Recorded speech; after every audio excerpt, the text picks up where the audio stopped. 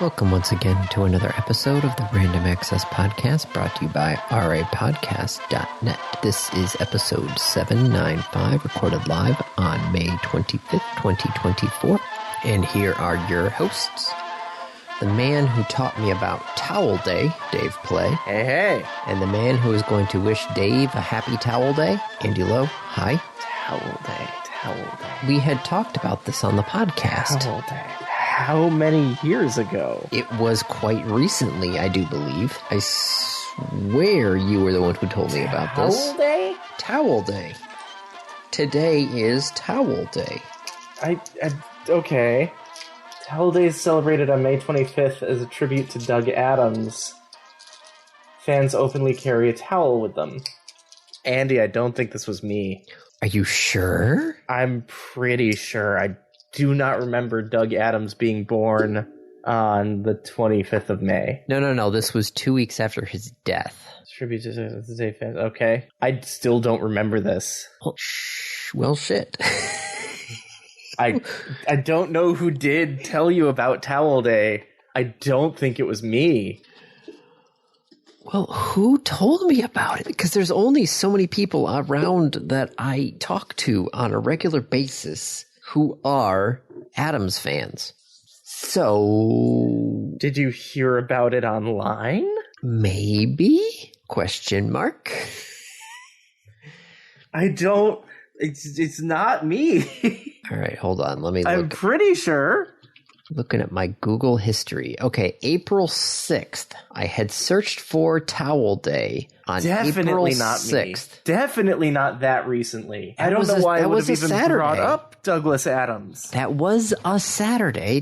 Can Google tell me what time I searched? It can if you go to your history. I'm in my history in Chrome. Oh, and it doesn't tell you the time? No, it just says there were 3 searches. What were the other searches nearby it, if you're willing to share? All right, this is your search history, so I can understand if you don't want to. Oh, okay. So how can I got to go back to April 6th now, because I searched in my search history and Towel Day showed up on April 6th. Oh my God. I've just been scrolling and I finally got back to Friday. Do you think maybe we use the internet too much? April. I can't do a query for date? Oh, that's going to be... Let's see. Search Chrome history by date. Here we go. History. There's a lot of weird Chrome options that Google just does not tell you. Wait, by date. Is that not what you're looking? Oh, but you can't go to a date. No, it's sorted by dates. By group? That's still sorted chronological. Oh, but that's way faster to jump back. Why is this in my... Oh. I'm going through my history. Mystic Dan horse genealogy.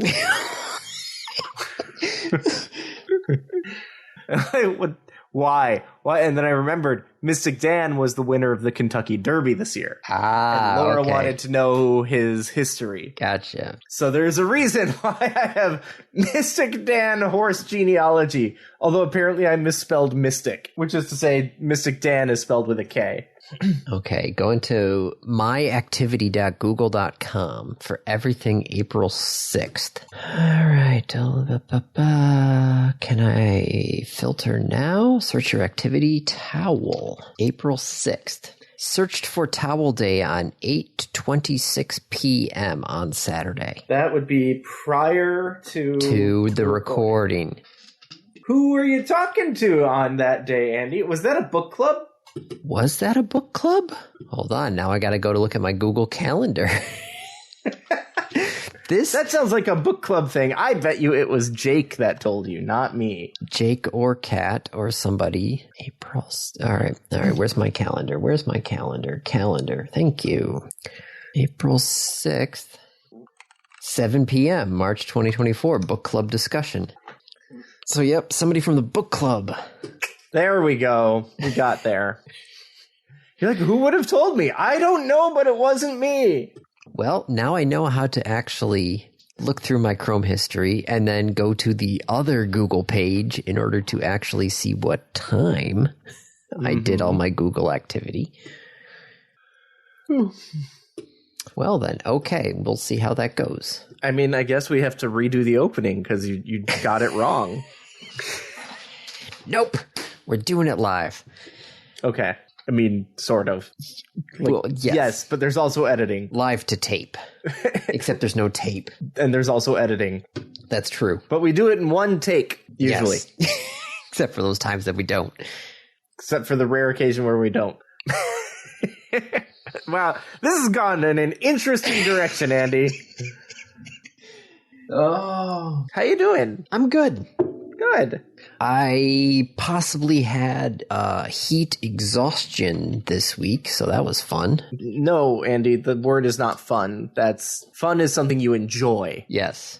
Something tells me you did not have fun having almost heat exhaustion. Well, no, heat exhaustion is almost having a heat stroke, which that one is, that's bad. Yeah. Yeah. But you had a tornado, didn't you? We had a tornado.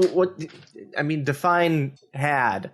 Like, there was a tornado in Wisconsin. There was a tornado warning here, and the tornado sirens that are like a block away went off. But was it close? Not close? It was like a half an hour off. It was on the other side of Sun Prairie. Oh, okay. That's a good chunk. What we did have was wind, which, yes, I get it. A tornado is also wind. I'm aware. We didn't have a tornado. We just had really strong winds that twisted around and around and around and around. In a big circle, yeah. These were not twisty winds. These were just wind. 80-mile-an-hour wind. Oof. No tornado, just wind. Wind that ripped the limbs off of trees. Remember last week I did a bunch of work with trees?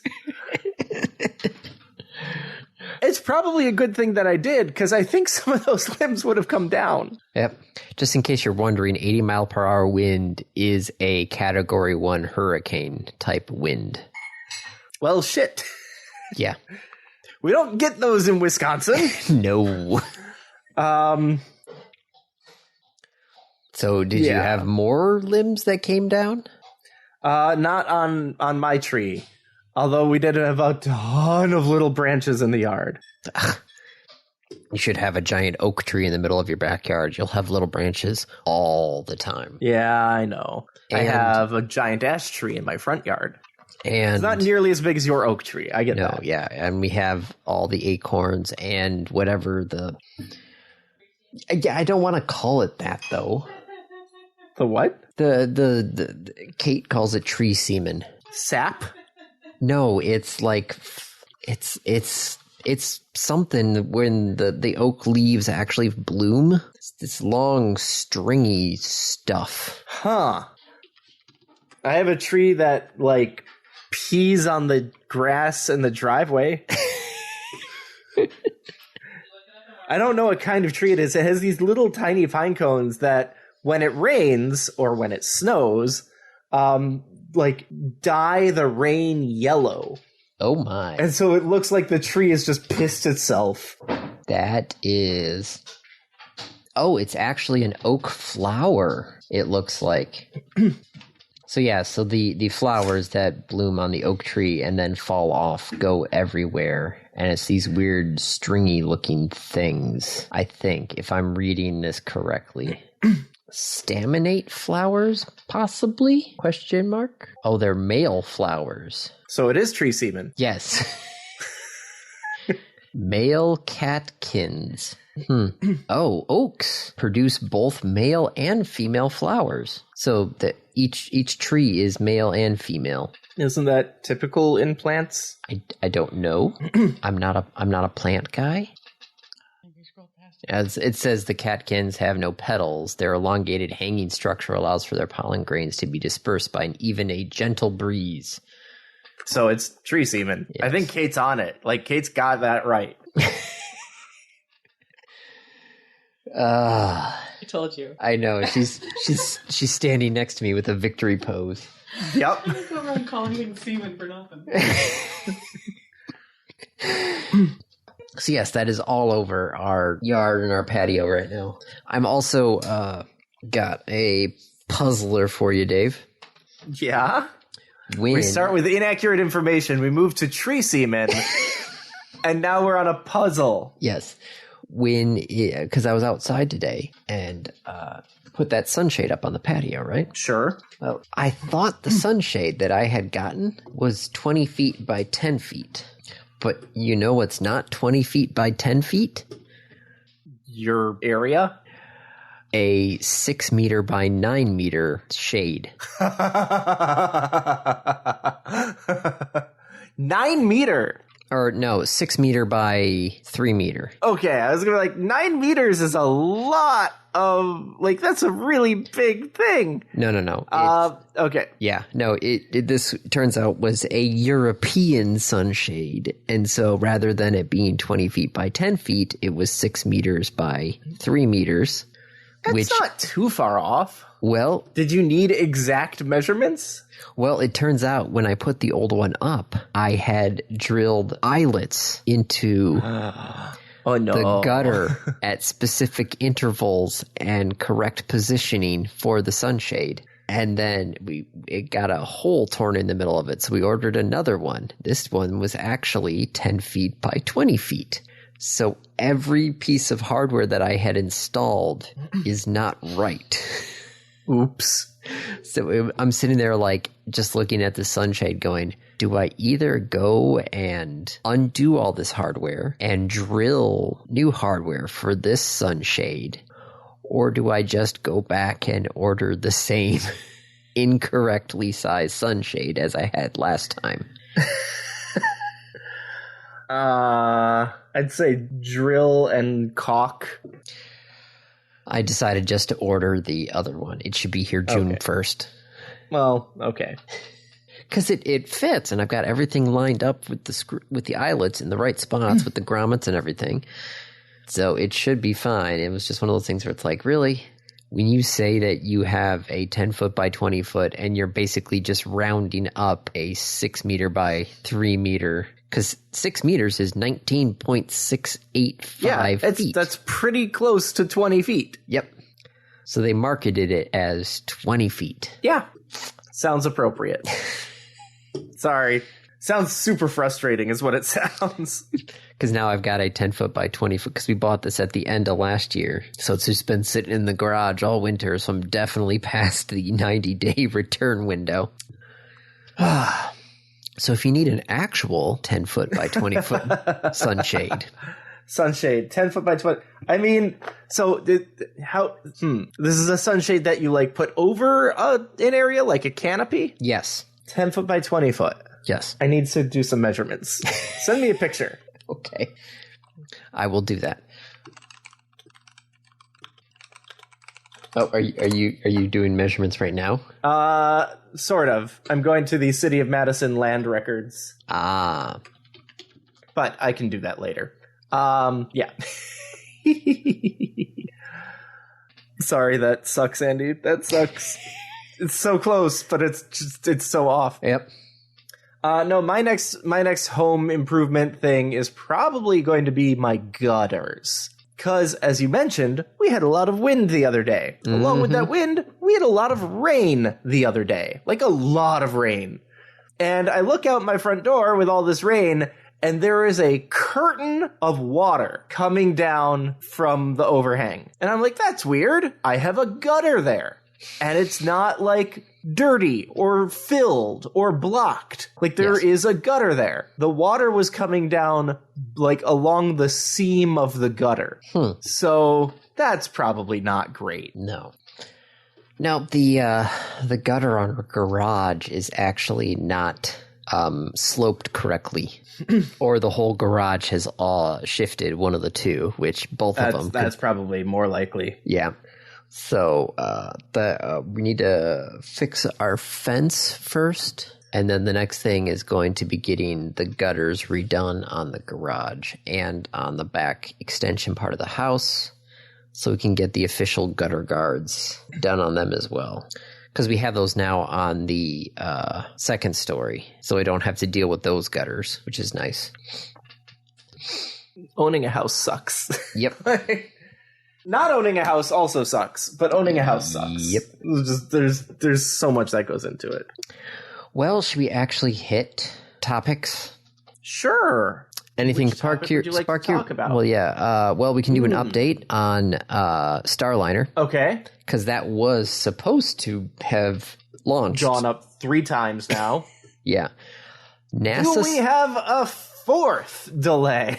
Well, NASA said on Friday that they are going to launch as soon as June 1st, basically come hell or high water, even if the helium leak is not fixed. Yeah. Wait, what?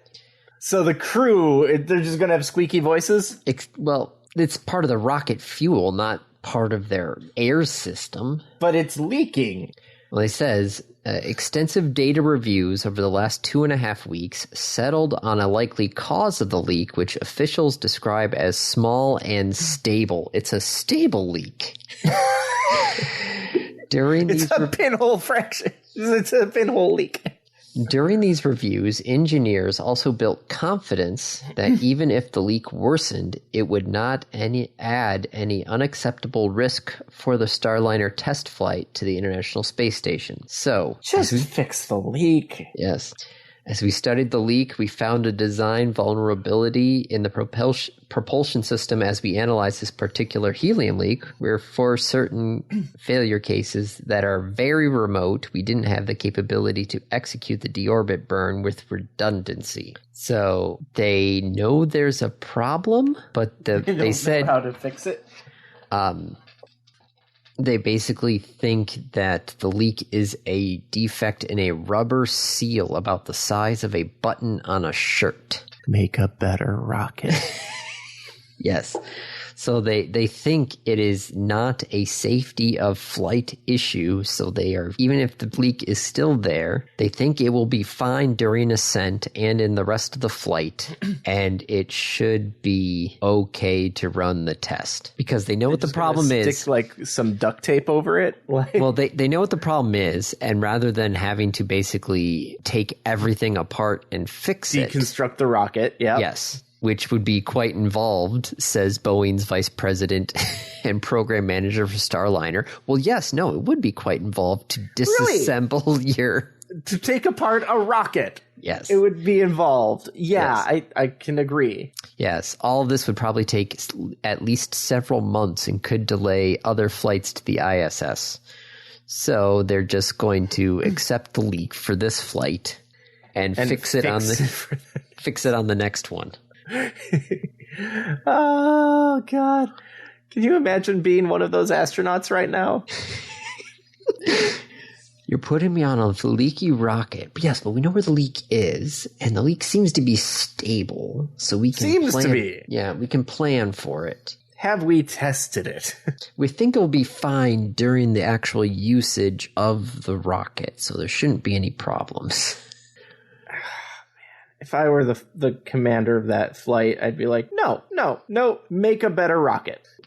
There was also, during all this helium leak stuff, they just stumbled upon a design flaw with the deorbit burns as well. So they figured out another workaround in case the worst case scenario would happen and the design flaw would cause it to not deorbit burn correctly. Mm-hmm. So, yeah, they tested the new deorbit burn on the Starliner simulator, and they say it should be okay to do. Should. Yes. So, still Again, set now not great. Yep, still set for a June 1st launch. Yes. Come hell or high water. Pretty much. Or helium. Not a safety of flight issue. Nope. This is what NASA and Boeing have come to. I guess so. Just what the fuck, guys? What the fuck? Oh. Not happy with that. Well, what's really funny is that Starship will probably have its 4th flight possibly before Starliner can get off the ground. because SpaceX is saying they are targeting June 5th now for the 4th test flight of the Starship rocket. And during the announcement of Flight 4, they kind of went over the problems with Flight 3. Yeah. And a lot of it was clogged valves and filter issues. Interesting. Clogged valves. Yes. You'd think that they'd have figured that out, like how to do that. Like what was clogging the valve? They said it was a blockage in a filter where liquid oxygen flows into the Raptor engines. This is for the booster when it was trying to land. Right. And didn't have all of the It had like rockets. one engine. Yeah. Yeah. I remember seeing the telemetry in the corner where it's like height and speed, and I'm like, that's very low to be going that fast. You could see it like trying to light the engines and then it just like slams into the ocean at Mach 1. Yeah. The during the boost back burn, 6 of the 13 engines shut down early, and then the rocket was supposed to use the same 13 engines to make a final landing burn. But the 6 engines that shut down early were disabled from attempting the landing burn. And, it did not work well. Oops. So SpaceX says that they've got hardware changes for that. And then the hardware changes. Yes. I love it that like, yep, the filter got plugged. So we changed to a different filter. Like, guys, why did the filter plug? Can we do like a true RCA? Like, sure, the filter plugged. Why did the filter plug? Yeah. And so that was the booster stage. The upper stage, when we lost it during re-entry, was due to the attitude control thrusters getting clogged as well. Just a lot of clogs. Yes. SpaceX Insert has since joke about Dutch shoes. Oh, Tulip Time happened just recently, didn't it? What the hell is Tulip Time? What the hell is Tulip Time? Is that like Tim Allen coming to Holland, Michigan? No, Holland, Michigan, every year, the big thing is tulips, right? Holland, Michigan, of course, right? Because it's Holland. It's the Netherlands. Well, this year it was May 4th through Sunday, May 12th, where they have the Tulip Time Festival, which is, technically when all the tulips they've planted around Windmill Island and everything, have sprung. So they always have Dutch parades and, tulips and other sorts of things. It's been around since 1929. Okay. So they have parades. They have a whole bunch of stuff there. I had to deal with it every year because we have the radio station, in Holland. Yeah. We had Bratfest this week. Oh, that sounds yummy. Yep, including a take your brat to work day. It's an annual thing. They do it every year. Yeah.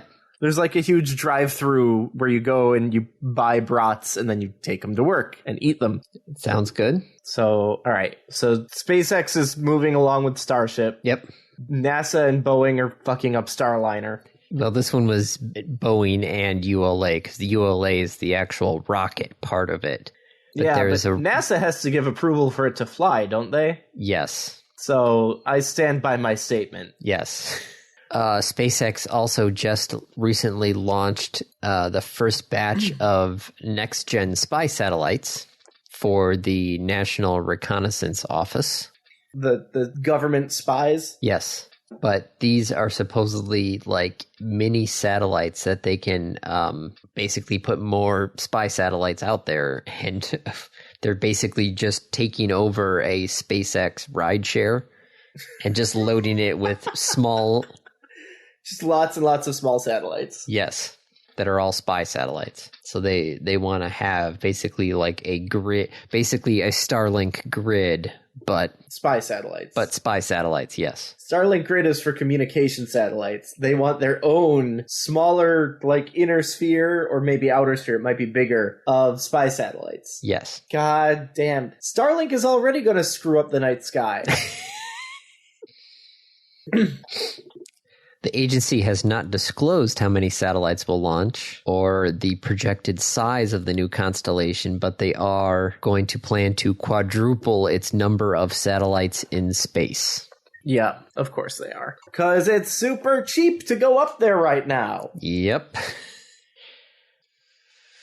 Yep, that's the problem with having cheap spaceflight is everybody's like, ooh, I can put how much in space now? And then when Starship gets going, you could put a school bus up there if you really wanted to. Yeah, please don't.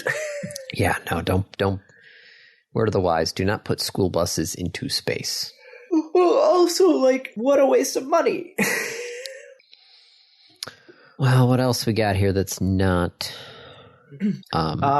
U.S. sues Live Nation. Oh, Live Nation is not a monopoly, even though they control, 60% of all large venues in the United States? Yeah. So that does not make you a monopoly. The fact that they are anti-competitive and are, retaliating against places that don't use them or that leave them, that is an issue. Yes. Ticketmaster imposes an seemingly endless list of fees on fans. Yeah. Let's see. Did I get any fees on mine? This is actually rather timely. I just bought something off of Ticketmaster for the first time ever. And here we go. Here's my tickets. There's the total cost. Where's the details? It's probably going to make me log in. My tickets. Yeah, I want to know how much they were. What? Fees that are buried? Where are the fees? View receipt. This is 4 in now. Okay, here we go. So $17 ticket with $4.75 service fee and 27 cents of tax. But then there's a second tax that's 94 cents. So I don't know what the deal is with that. Well, there's normally I forgot what they call it. It's like a live performance tax or something that some of the states and municipalities put in there to try and recoup some of the costs. So it's just being passed on to me. Yes. Okay. Yep, as it always does. Well, I mean, it's not too bad, but there's just $4.75 service fee. On a $17 ticket. On a $17 ticket. It's a quarter of the price. Yeah. It's like some of those times where I go look on something for Amazon for shipping, and I was like, oh, this one looks cheap. And then I open it up, and I'm like, oh, the shipping cost is literally half the cost of the item. Yep. Yet Amazon does not put that on the thing. I'm trying to think of the last time I actually bought tickets through Ticketmaster. I'm trying to think the last time I saw something live. I think it probably was. I was going to say the last thing I saw live was probably one of the I'm trying to think of because I got those tickets free through work. That was the thing. The radio station always had tickets to things that I was able to ask, hey, could I have these tickets, please? And they'd be like, yeah, sure. Yep.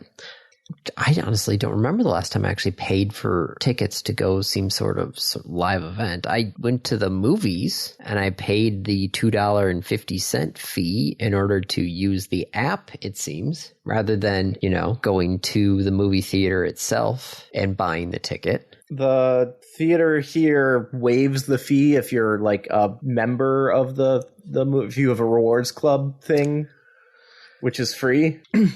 Yeah, I thought they used to do that with ours, but I guess not. That reminds me, I need to buy tickets for Deadpool. So anyway, the U.S. government is suing Ticketmaster / Live Nation. Yes. For violating the terms that they agreed to when they merged. Yes, because that's supposed to be in effect until December 31st, 2025. And yeah. Yeah.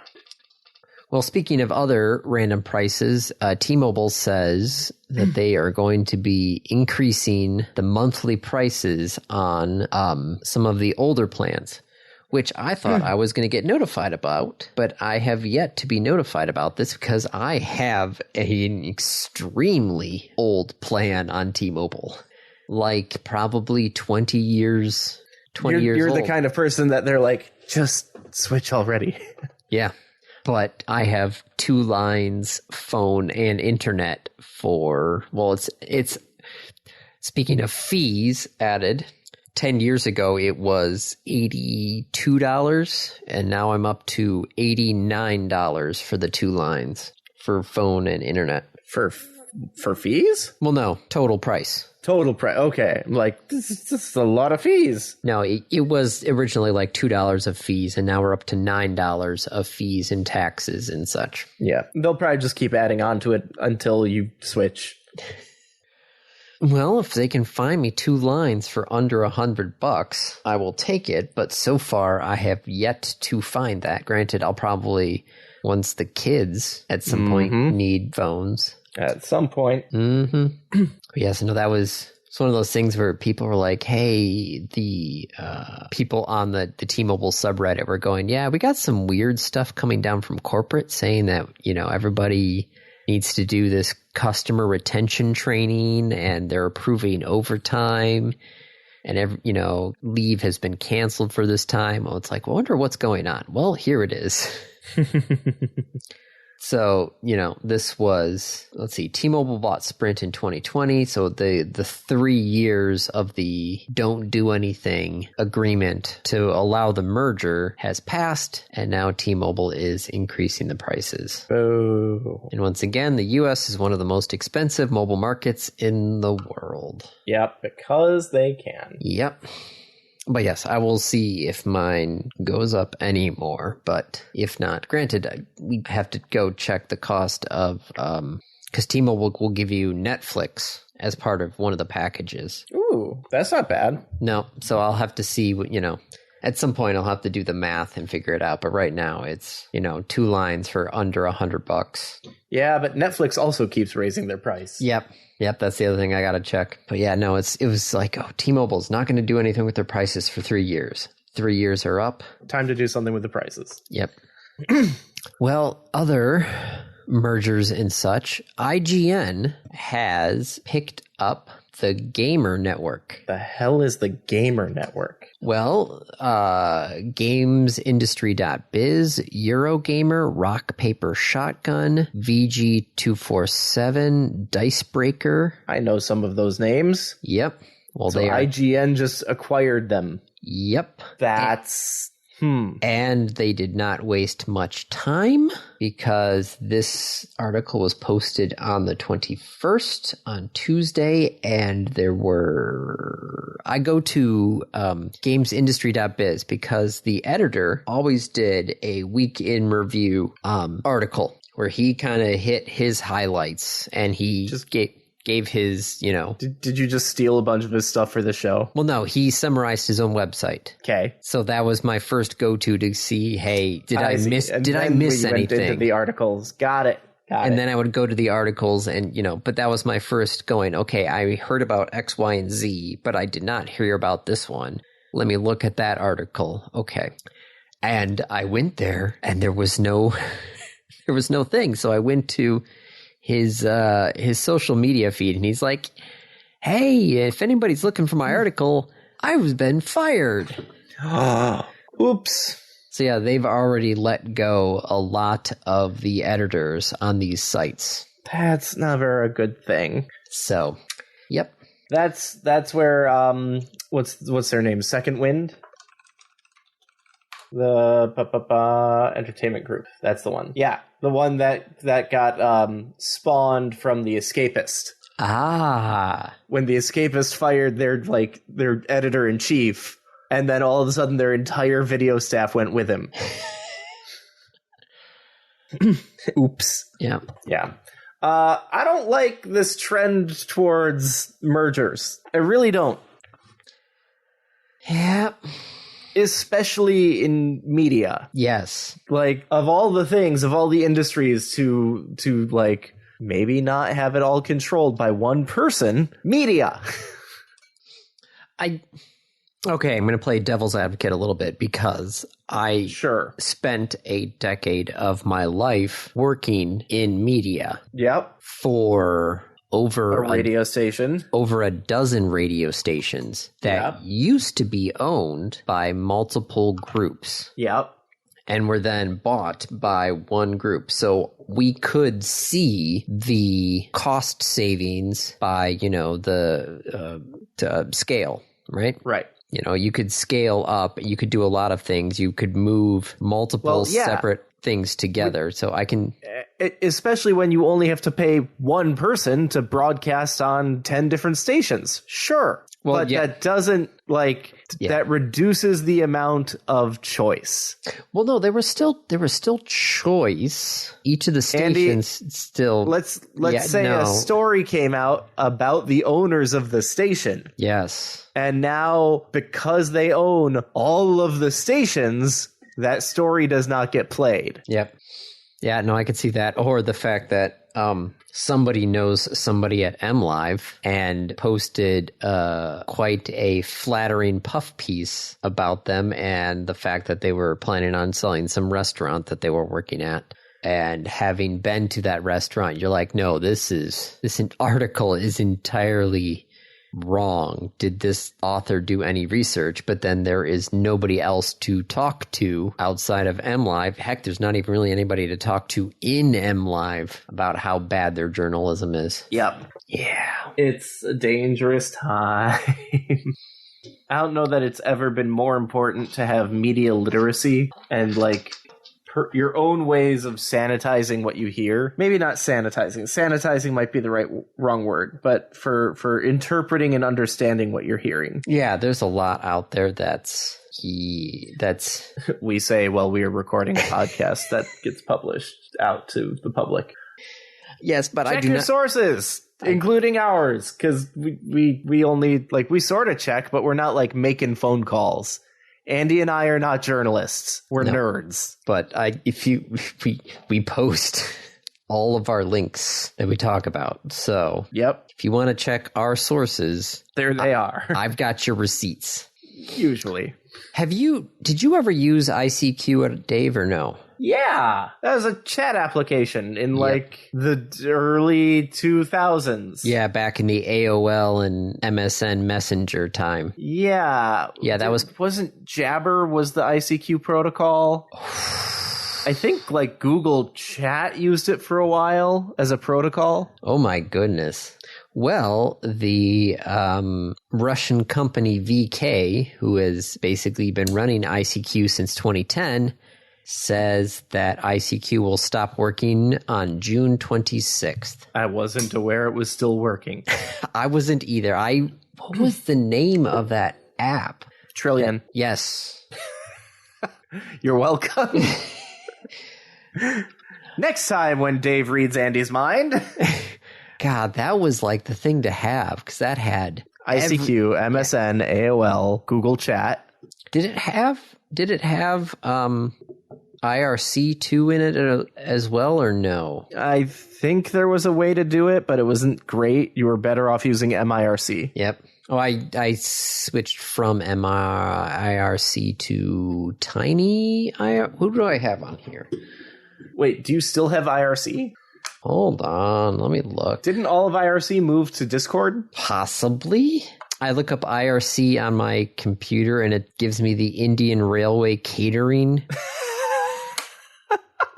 Really? That's your best result? Indian Railway Catering. It shows you how relevant IRC is nowadays. Yep, not showing up. Okay, so maybe I don't have it installed on this laptop. I had it installed on the work laptop, but I don't have that laptop anymore. Because you don't work for them anymore. Nope. But yes, no, ICQ is shutting down after almost 28 years. So, not much else going on there. Nope. What else we want to talk about? Bunch more AI stuff. Yep. Yeah, the Microsoft is trying out its Copilot AI in video games. How? What? Huh? Well, using Minecraft as an example during their presentation, the player will be able to ask, how do I craft a sword? And Copilot will search your Minecraft inventory for the necessary materials and help you craft it. And if you don't have the right materials, it will tell you, hey, you need to get X, Y, and Z still before you can make a sword. So this is the evolution of like notes that are passed from person to person to game facts to wikis to in-game help from Copilot. Yes. For some reason, I'm getting like Wall-E vibes off of that, of like someone sitting in their chair staring at the game and going like, Copilot, I'm stuck. And like a thing popping up on the screen and being like, oh, well, let's take a look. Oh, hey, look at this. Did you check this switch? Oh, what? There was a Michael Crichton book. Terminal Man? No. Okay, keep going. There was a Michael Crichton book. It was a Michael Crichton book, and there was some sort of virtual database where there was like a little Wireframe? Or like airframe or something like that? No, airframe was the VR AR headset. Okay. I think it was the sexual harassment one? The what? What? Yeah, it was, hold on, let me pull up his list. I know what the book is. But like, how crappy would playing Myst be with Copilot? Well, depends on how good it is, because as we saw with Google's AI overview, it would tell you to put glue on your pizza. Google. Yes. The cheese falling off your pizza, you ask Google, is there some way to, make my cheese stickier? Pizza. Yeah. And Google responded with, add some glue. Mix about 1/8 cup of Elmer's glue in with the sauce. Technically, it's not wrong. Elmer's glue is non-toxic and edible. But still, really? Yeah. Do you know what the answer to that actually is? No, what is it? Let the pizza cool down. If your cheese is falling off the pizza, your pizza's too hot. Disclosure, that's what it is. Okay, so Tom is initially unable to access some database. He circumvents the block through a prototype of the company's virtual reality machine that visualizes the data. And in that virtual reality machine, there is like a little floating cherub that basically is Copilot, it seems. Yeah. Which I found funny because he, in the book, I remember at the end of one of the chapters, he talks about something and he mentions the developer's name who created the virtual reality machine that visualizes the data. And the cherub's like, oh, he's a handsome god. And you're like, oh. That sounds like a programmer to me. Yep, that sounds like a programmer right there. So I use Copilot professionally. Okay. And the other day I started writing a SQL query and Copilot jumped in to try and help.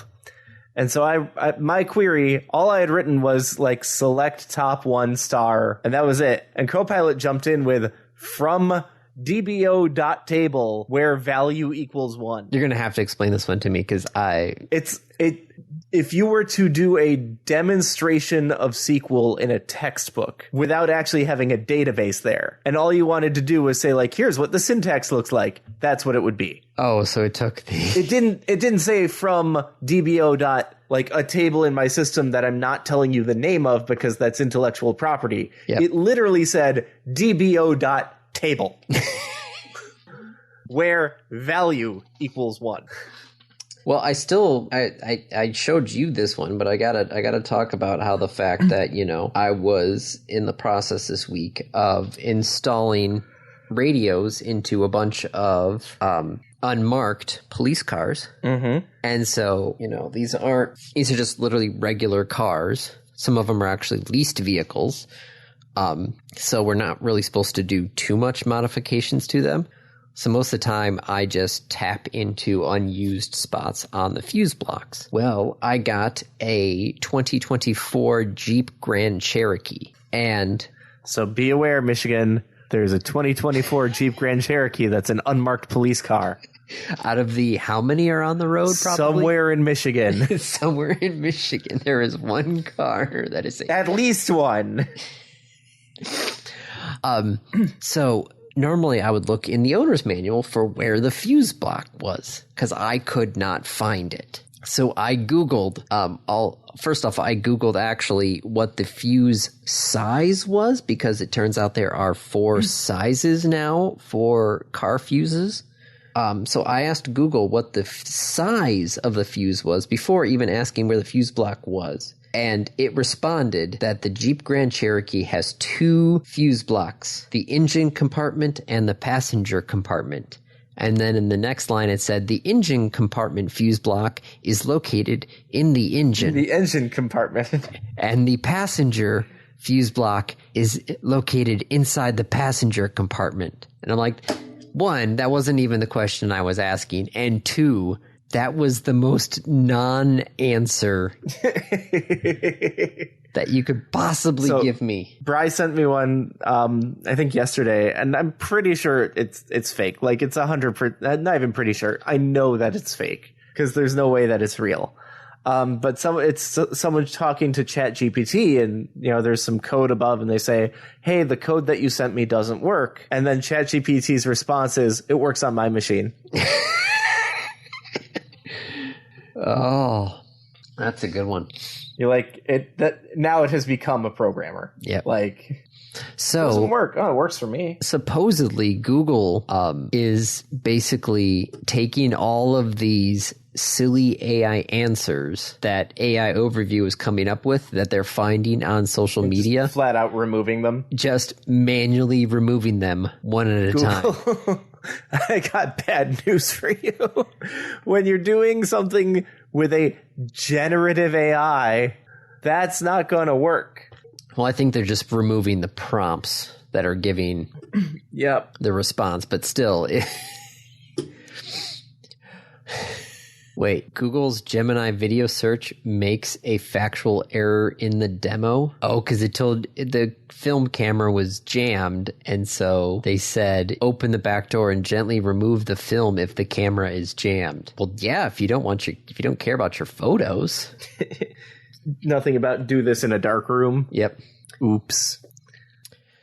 Look, AI is not quite there yet. It's getting close, but it's not there yet. Well, in case you don't want AI Overview in your results, you can tack on a little extra to your URL. For now. And supposedly that will remove the AI Overview from your search results. Query, how do I turn off AI Overview? UDS equals that, UDM equals that, SA equals that, VED equals that. Like, what the hell are all of these things? I don't know. Unless you're internal to Google, you probably won't be able to find out. Yeah. I mean, the only one in there that's actually required is the Q equals. Yep. Everything else is just garbage. Because that is your query right there. Yep. Jesus, Google. Mm-hmm. Well, anything else on here, or should we hit the randoms? Let's go for the randoms. Okay. I think it's my review. Yes, it is your review. I was asked a question. Hey, Dave, how many unplayed Steam games do you have? There's probably a lot. And I didn't like the answer. So I installed a game. I went through the list, and I'm like, you know what? I own this game. I liked the original of this game. I'll give it a shot. How bad can it be? Like, let's try this game. The game that I tried was Shank 2. Okay. I have a playtime of 12 minutes, and I don't think I will be playing anymore. Which is funny, because I remember you reviewed Shank on this podcast at some point. Do you want to guess how much time I have in Shank? Probably a couple of hours at least. I have 16 and a half hours in Shank. Okay, yeah, there you go. I have 12 minutes in Shank 2. And I think I'm done. It's the same developers, it's the same team. I don't know what it is. Maybe it's that I'm a lot older now. The last time I played Shank was January 29th of 2012. It's been 12 years since I've played this game. The sequel just is not holding up. I remember the game. I remember, like, there was a fun little story. I remember it was well designed. I felt good playing it. It's super violent and gruesome and gory, but, like, it was fun. I was not having fun playing Shank 2. So I don't know what that says about me. I don't know what that says about Shank. I don't know what it says about Shank 2. It's not for me.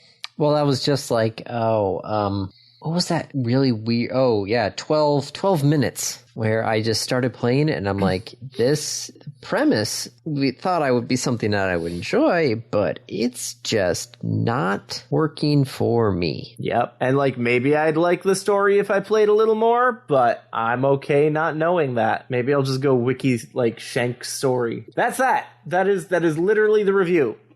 That's all I got. I played 12 minutes of it. I can't give you a really in-depth review. It felt a lot like the original, but it just didn't feel as good as the original. Okay, well, let's see. Shanks 2, Metacritic score, 72%. What was the original Shanks? Let's see. Metacritic score averaging 75. So people thought they were about the same. Yep. I don't know. Maybe if I go back and play Shank, I'll be like, why did I like this? This is bad. I don't know. That's entirely possible. I went to steamdb.info just to see how many games, because I didn't want to open up Steam, because I know as soon as I open up Steam, it's going to want to update Steam, and then everything is going to scroll down to a crawl. Yeah. So I went to, the calculator, and it turns out games are now hidden by default on Steam. So I would have to change my Steam profile privacy settings, which I don't want to do.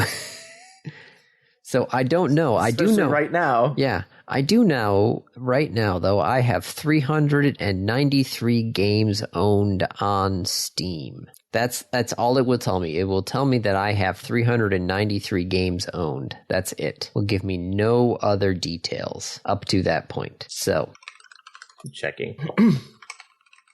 I have 8,000 hours on record. 8,000 hours on record? Yep, on Steam. Tried to sign in on the website, and it's like, hey, log in on the Authenticator app. Oh, jeez. Yes, this is me. I have, here we go, 232 out of 558 games played. 60% of my games are unplayed. Where do you see that? SteamDB. Oh, okay. Well, I logged in. I don't remember what my login is, so I'd let the things know. Yeah, 393 games. Just looking at my top played games: Civ 5, Railroads, Plants vs. Zombies, Civ 6, Planet Zoo, Space Chem. Hey, look at that. Where do you see top 5 games? Well, no, it was in the Steam app when I searched sort by playtime. Oh my, I don't know if I want to do that. I feel like there's a lot of Factorio in your future and in your past. 2,840 hours in Factorio. It's a lot. Mm-hmm. That's a lot. Yeah, there's some of these games here. It's like, why did I stop playing that? Because you had kids. Yes. There's a real easy answer to that, Andy. Well, you were at book club. They're like, hey, we could do a weekend, of just a watch party with Dune. And I'm just like, No, that's not a thing. I know that's not a thing. Oh, DEF CON. Yes. And Andy's lost in his Steam history. All right. Well, reminiscing about the days when he could play video games. Hey, I was playing Infinifactory earlier today and Hearthstone. I'm almost towards the end of Infinifactory. We'll see how it goes. All right. Random topic rolled ahead of time. Who is better at throwing a grappling hook? Batman. I'm Batman. No, you're not. You're definitely not Batman. No, I'm not. Grappling hook. That's the thing with, like, the little hooks on them, right? Yep. You don't know what a grappling hook even looks like, Andy? I know what better. It looks. I just wanted to make sure that's what we were thinking of. The central stalk that comes up and splits off into 3 or 4 other curved barbs. Yes. Yeah. Some of them have hinges, so when you throw it, it's small, and then when you pull it back, the hinges grab, and then, okay, yeah. Well, the question, Dave, is, because this is throwing, what is your upper body strength? I don't know. But also, upper body strength is only part of throwing. Well, yes, there is the legs. And the technique has a huge impact on it. Yes. But also, like, we're not chucking a grappling hook, right? Like, I'm interpreting throwing not like you have one in your hand who can throw it the furthest. I'm thinking, like, you have a grappling hook tied to a rope, go climb that wall. So, like, which one of us would get it up first and best? Or are you really thinking that, like, it is, no, go outside and chuck it? No, a grappling hook has to have a rope attached to it. Otherwise, it's a very weird It's just looking... a big caltrop. Yeah. I don't know. Well, I'm looking on Amazon and other things. Grappling hook. You're looking on Amazon. Let's get a grappling hook and take it to Manistee, and we'll answer this. Answer this like men. Rampart grappling hook with rope, $24.95. Not worth it, Andy. Oh, I could get a stainless steel grappling hook with 50 foot of rope for $13.99. Worth it. Do you think you can throw a grappling hook 50 feet? Probably not. Depends on how well my like looping thing, right? Because you got to like spin it, right? Yeah, you're gonna like twirl it, spin around, make the circle, and then let go once it's gained speed. Yep, just like a rocket. Like Spin, a rocket? the spin launch, the spin right? launch? Yeah. Sure. What has spin launch been up to? Have they launched? Have they They're yeeted? They're still growing. Last I heard. Have they yeeted anything recently, as those kids would say? I mean, I know they built a like scale model, and I think they're building their full size facility. Oh, they just got a new CEO 2 weeks ago. All right then. Huh. Well, we'll see how That that either goes. bodes really well or not well at all. Yep. Well, we shall see. But yes, no, I'm going to say that I can throw it better. I'm just going to say it. I hate to say it, but Andy's probably right. Yes! But you did more sports than I did. Yes, I did. I played baseball. I threw things. Right. I did not. Throwing things was never one of my specialties. It's one of the human specialties. What, throwing things? Yeah. There were like a handful of evolutionary traits that we got that made us super successful as a species. Throwing things is one of the big ones. Yep, throwing the things, and then also being able to literally run forever.